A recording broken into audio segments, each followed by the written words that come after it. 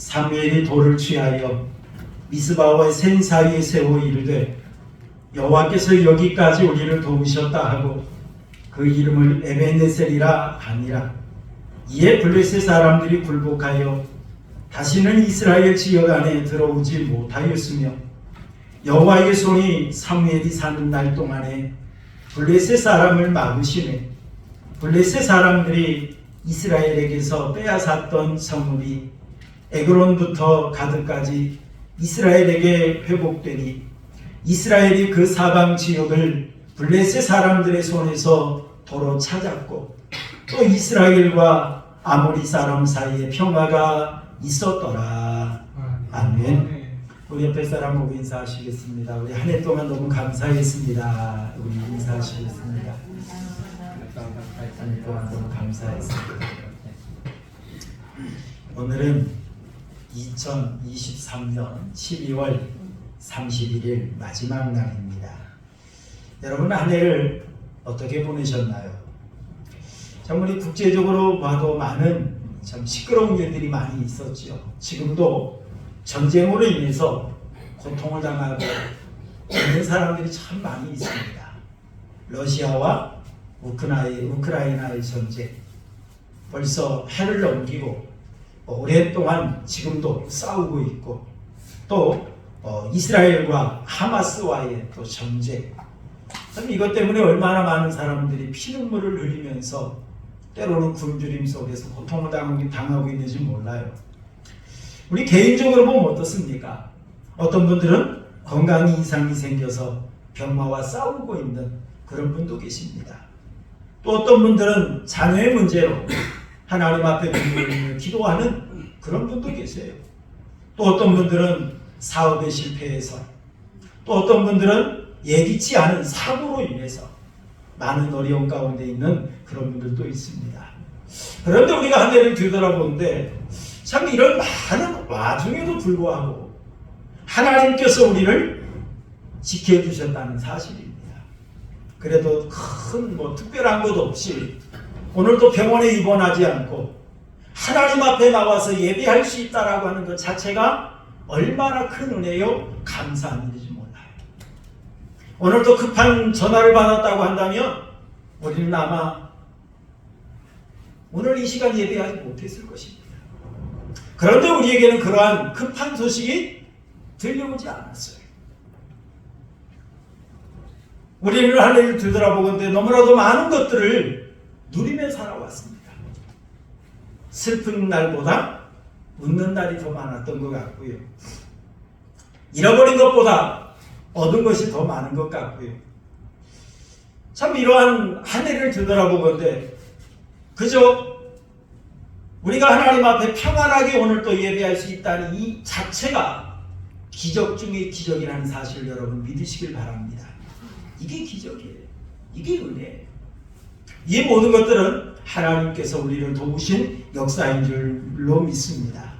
오늘 본문의 말씀을 보면 이스라엘이 미스바에서 종교교회 개혁을 하는 그런 내용을 소개하고 있습니다. 그래서 이 미스바에서 모여서 회개운동을 하죠.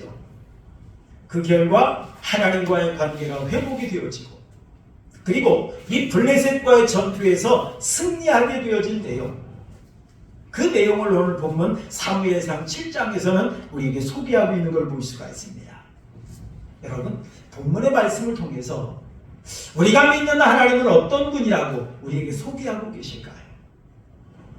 이걸 우리 생각하면서 은혜를 나눴으면 좋겠습니다. 여러분 12절 말씀 우리 한번 읽어볼까요? 12절 함께 봅니다. 시작. 사무엘이 돌을 취하여 미스바와 센 사이에 세워 이르되 여호와께서 여기까지 우리를 도우셨다 하고 그 이름을 에벤에셀이라 하니라 라고 말을 했습니다.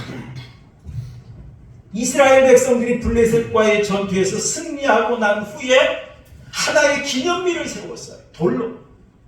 그리고 이 기념비의 이름을 에벤에셀이라 이렇게 붙였다는 그런 이야기입니다.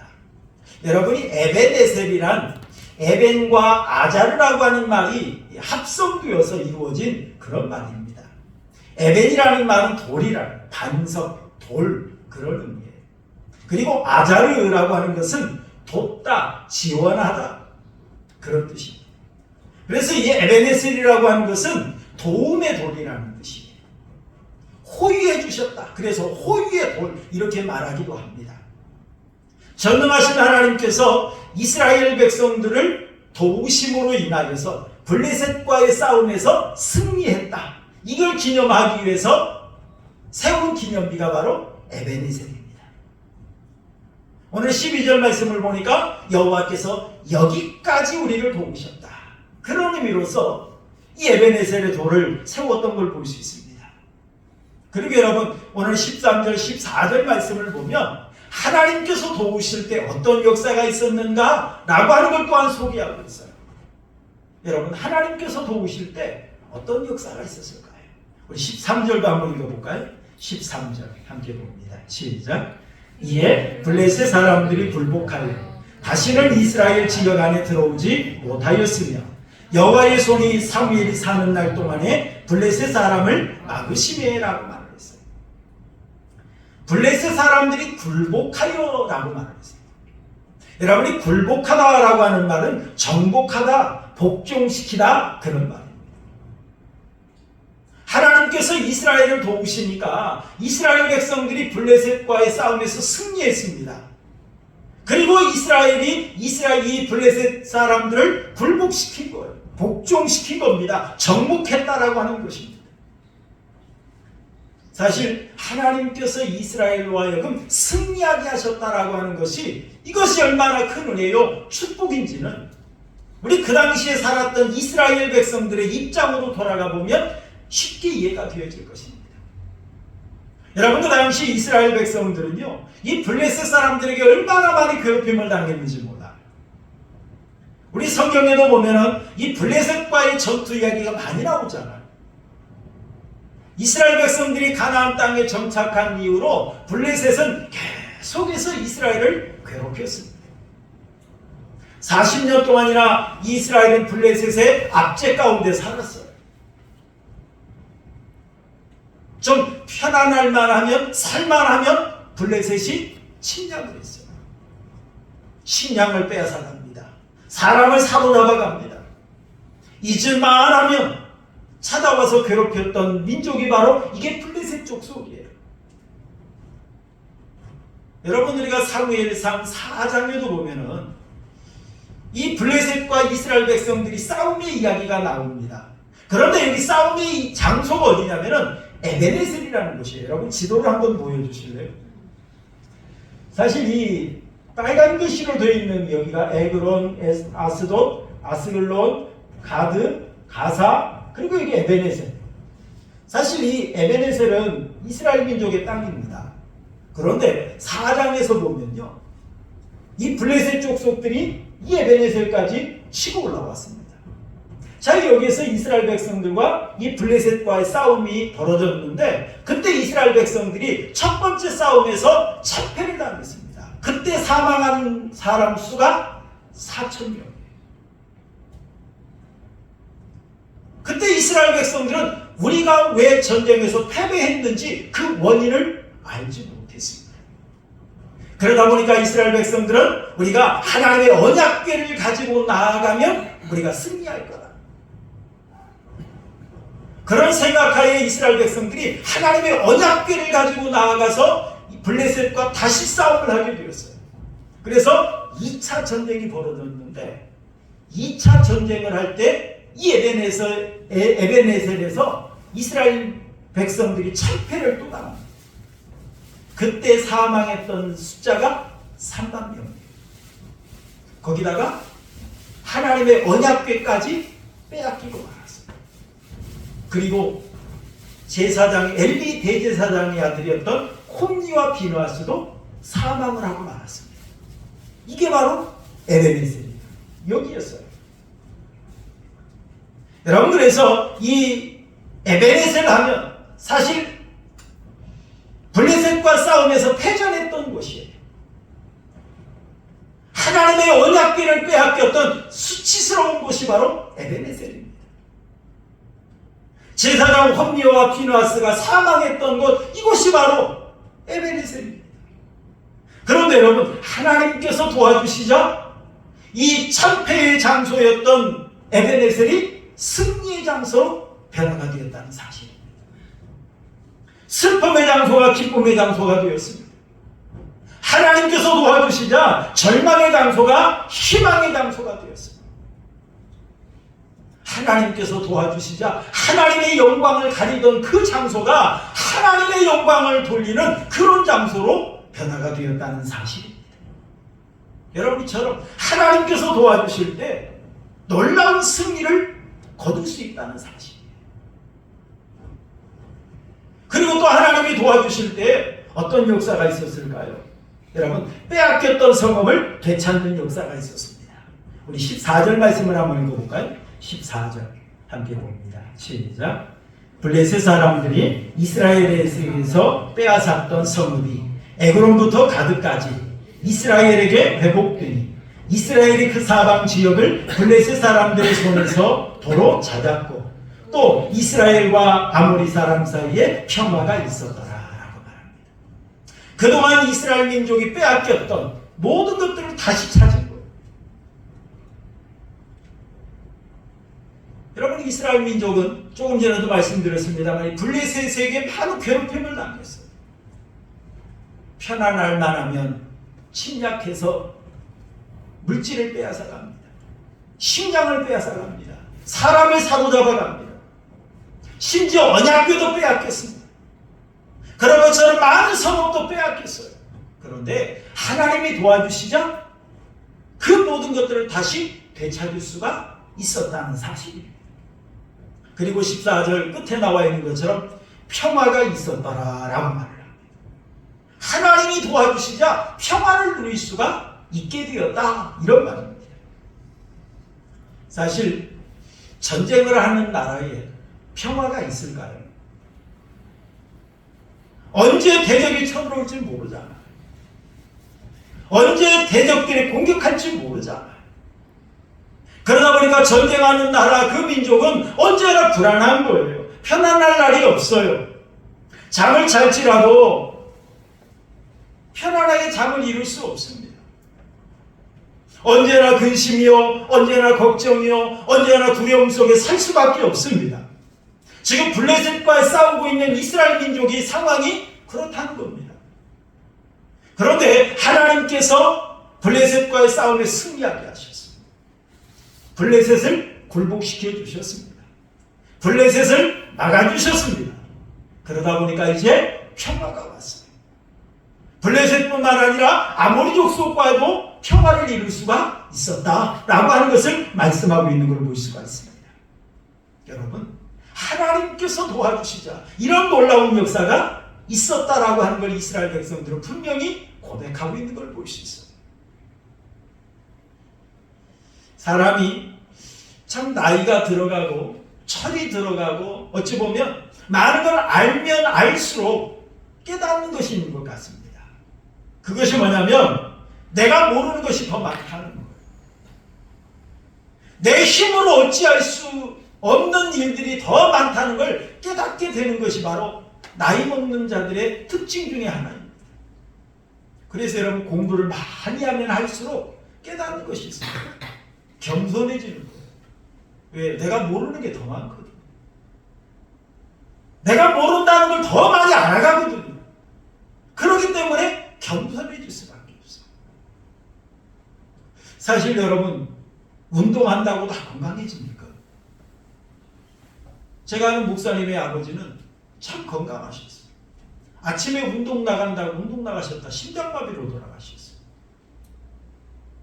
여러분, 사실 운동한다고 다 건강한 거 아니에요. 여러분, 공부 잘한다고 다 출세합니까? 아니잖아요. 여러분, 지혜롭게 모든 일을 한다고 해서 다 성공합니까? 아닙니다. 내가 아무리 지혜롭게 한다 할지라도 내 뜻대로 되어진 일이 없어요. 그렇기 때문에 어찌 보면은 참 우리가 이제 나이가 좀 먹어가고 철이 들어가면 들어갈수록 내 힘으로는 어찌할 수 없다라고 하는 것들을 고백할 수밖에 없는 것 같아요. 우리는 하나님 앞에 고백할 수밖에 없습니다. 하나님의 도우심이 필요합니다. 하나님의 역사가 아니면 감당할 수 없습니다. 그러면서 하나님만 바라볼 수밖에 없는 것이 바로 진정 은혜 받은 자의 모습이요 하나님을 깊이 아는 자의 모습인 줄로 믿습니다. 여러분 욥기를 보면 어떻습니까? 1장에 보면 욥기는 모든 걸 잃어버리잖아요. 10명의 사랑하는 자녀를 일순간에 잃어버립니다. 그렇게 많았던 소떼, 나귀떼, 양떼 뭐 그 모든 것들을 그냥 일순간에 다 잃어버려요. 심지어 자기 건강마저도 저도 잃어버립니다. 그런데 하나님이 함께 하시자 42장에 보니까 어떻습니까? 하나님께서 갑절로 주시더라. 갑절. 여러분 아무리 욥이 몸부림을 치고 욥이 아무리 애를 써봐도 사람 힘으로 어찌할 수 없어요. 그런데 하나님이 도와주시니 하나님이 역사하시니 이렇게 갑절의 복이 주어지더라는 것을 말씀하고 있습니다.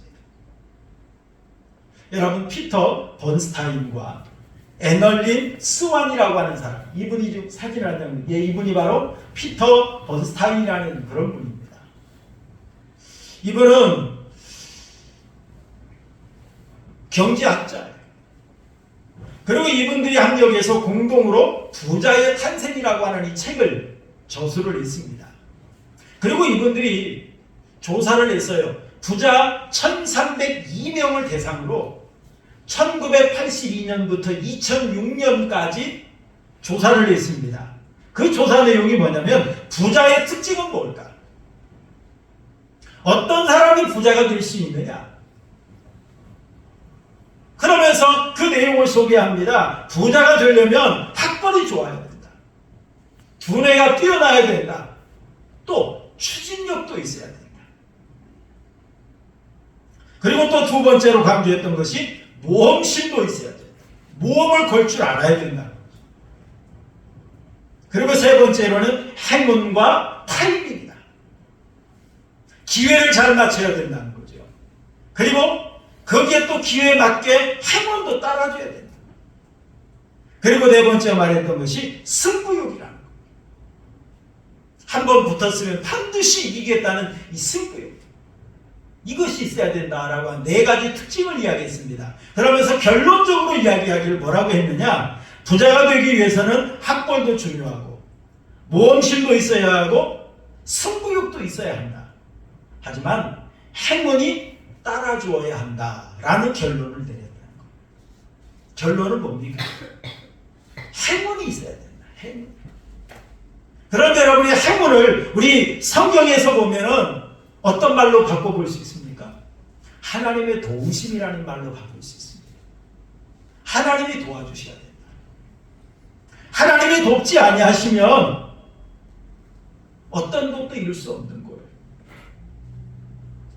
여러분 인생에 많은 어려움을 겪고 수많은 전쟁을 치루었던 다윗은 시편 54편 4절에 이렇게 고백했어요. 우리 한번 읽어볼까요? 시편 54편 4절 시작. 하나님은 나를 돕는 이시며 주께서는 내 생명을 붙들어 주시는 이신이다 라고 고백했어요. 하나님은 나를 돕는 분이시다. 그리고 하나님은 나의 생명을 붙들어 주시는 분이시다. 지금까지 수많은 전투에서 승리할 수 있었고 그동안 사울왕에게 쫓기면서도 생명을 부지할 수 있었고 이렇게 나라가 강성하고 번성할 수 있었던 이 모든 것들이 하나님이 도와주셨기 때문이다. 하나님이 도와주셨기 때문이다.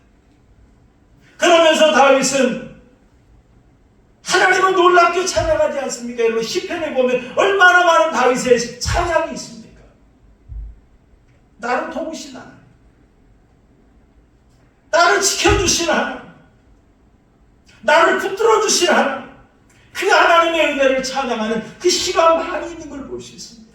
왜요? 삶을 통해서 하나님이 나를 도우신다는 걸 느꼈기 때문에 그렇습니다. 체험했기 때문에 그래요.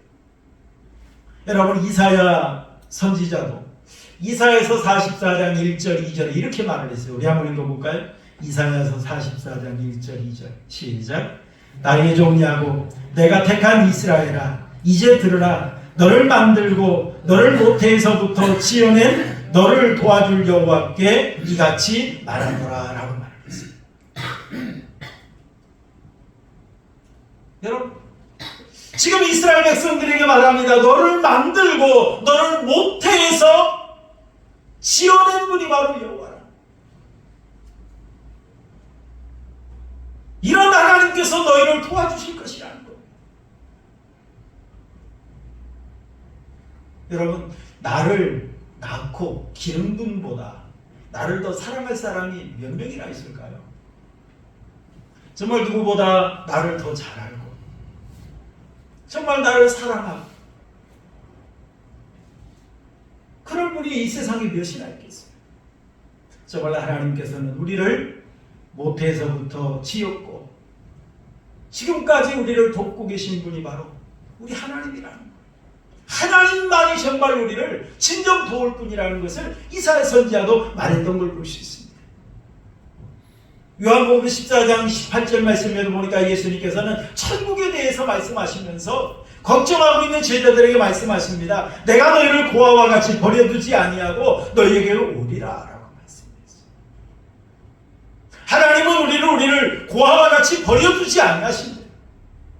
항상 우리를 사랑하시고 우리 곁에 계시고 우리를 도와주시는 분이 바로 우리가 믿는 하나님이라는 사실. 그래서 여러분, 바울 사도도 정말 내가 낳은 것은 하나님의 은혜라고 고백을 했어요. 내가 어떻게 그 많은 고난을 감당하면서 내가 어떻게 그 많은 위험을 이겨내면서 복음을 전하고 교회를 세울 수 있었는가? 이 모든 것이 하나님의 은혜였다. 다시 말하면 하나님의 도우심의 역사였다. 이런 말입니다. 하나님이 도와주셨다는 거죠. 사랑하는 성도 여러분, 이 세상 사람들은 다 나를 외면할지라도 하나님만은 나를 돕는 분이라는 사실을 여러분 믿으시길 바랍니다. 하나님만은 나를 도우시는 분이세요. 여러분, 우리는 지금까지 하나님의 은혜로 살아왔습니다. 앞으로도 우리는 하나님의 은혜로 살아갈 것입니다. 지금까지 우리를 도우신 하나님께서 앞으로도 2024년에도 우리를 도와주실 줄 여러분 믿으시길 바랍니다. 그리고 여러분, 정말 우리를 도우신 하나님을 통해서 우리가 나타내야 될 것이 있습니다. 에베네셀이라고 하는 기념비를 나타내야 될 줄로 믿습니다.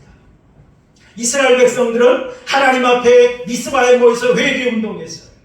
하나님과의 관계가 회복이 되어지니까 하나님께서 그들을 도우십니다. 그러자 이스라엘 백성들을 통해서 하나님께서 기념비를 세우게 하셨어요. 이 기념비는 누구를 위한 기념비냐?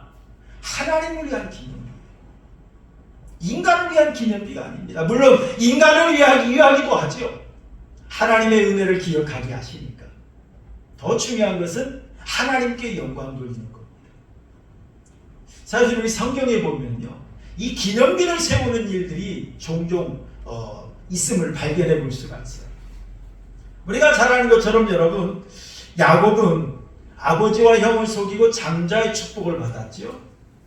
장자의 축복을 받았는데 갑자기 복이 임하는 것이 아니라 형이 죽이겠다고 협박이 왔어요. 그러니까 무서워서 이제 외삼촌 라반이 있는 닷단 아람으로 외갓집으로 이제 도망을 갑니다. 도망을 가는 과정 속에서 광야에서 잠을 잘 수밖에 없었어요. 자, 그런데 하나님께서 그 잠을 자고 있는 이 야곱이 누워있는 그 땅에 하나님께서 꿈을 통해 나타나셨어요. 그러면서 네가 누워있는 땅을 내가 너와 내 자손에게 주리니 내 자손이 땅에 티끌같이 되어 네가 서쪽과 동쪽 북쪽과 남쪽으로 퍼져나갈지며 땅의 모든 족속이 너와 내 자손으로 말미암아 복을 받으리라 라고 하나님이 말씀하십니다. 그리고 하나님께서 말씀하십니다. 내가 너와 함께 있어 네가 어디로 가든지 너를 지키며 너를 이끌어 이 땅으로 돌아오게 할지라. 내가 내게 허락한 걸 다 이루기까지 너를 떠나지 아니하리라 라고 하면서 하나님께서 약속을 해주셨어요. 이것이 얼마나 감사한지 야곱이 어떻습니까? 우리 창세기 28장 18절 19절 한번 읽어볼까요? 창세기 28장 18절 19절 시작. 야곱이 아침에 일찍 일어나 베개로 삼았던 돌을 가져다가 기둥으로 세우고 그 위에 기름을 붓고 그곳 이름을 베델이라 하였더라. 정말 하나님께서 은혜 베푸신 그것을 기념하기 위해서, 하나님께서 나를 도우신 그걸 기념하기 위해서 자기가 누웠던, 베고 누웠던 그 돌베개를 세우고 거기에다가 기름을 부으면서 베델이라, 정말 하나님의 은혜를 기념하기 위해서 기념비를 세웠던 야곱의 모습을 봅니다. 그리고 또 야곱은요, 여기에만 기념비를 세운 것이 아니었어요. 창세기 31장 말씀을 보면요, 야곱이 외삼촌 라반의 집 밧단 아람에서 하나님의 은혜로 가정을 이루었어요. 거부가 되었어요. 하나님께서 베델로 올라가라 말씀하십니다. 그래서 이제 고향으로 가야 되는데 외삼촌 라반이 그냥 보내주지 않을 것 같아요. 그래서 몰래 도망쳐 나왔습니다. 나중에 라반이 이것을 알고 이제 이 야곱을 잡기 위해서 뒤쫓아옵니다. 그때 하나님께서 이 라반에게 꿈속에 말씀하시지요. 뭐라고 말씀하시느냐? 너는 삼가 야곱에게 선악간 말하지 말라 라고 하나님께서 말씀하십니다. 지금 라반은 야곱에게 혼내주고 있는 거 다 빼앗아 버리기 위해서 지금 뒤쫓아가는데, 하나님께서 너는 선악간 아무 말도 하지 말라라고 하니까 어찌할 도리가 없어요. 그리고 야곱과 만나서 이제 언약을 맺습니다. 그러면서 이제 나와 네가 언약을 맺고 그것으로 나와 너 사이에 증거를 삼으라 라고 이야기합니다.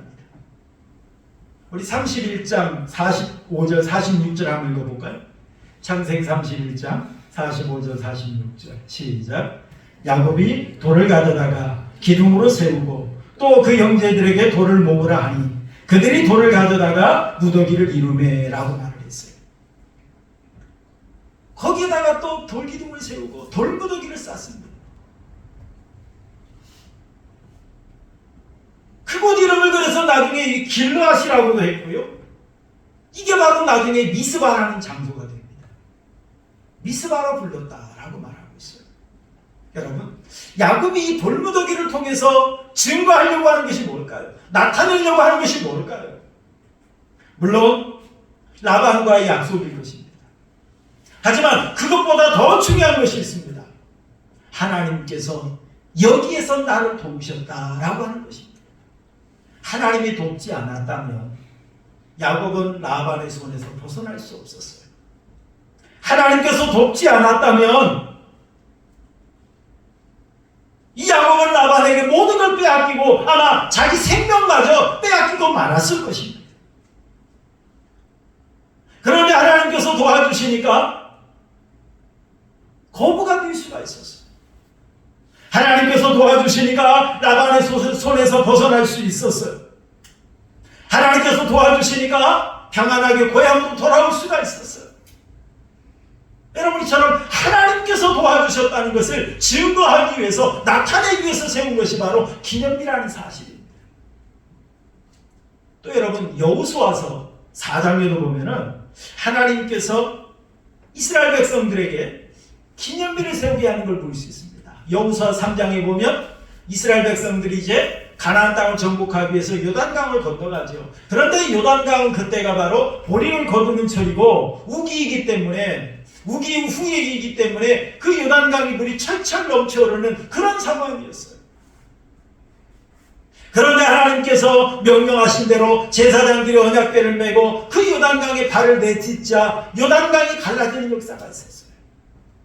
그래서 요단강을 은혜 중에 잘 건넜습니다. 그때 하나님께서 이스라엘 백성들에게 명령하십니다. 우리 한번 읽어볼까요? 여호수아서 4장 3절 우리 한번 읽어보시겠습니다.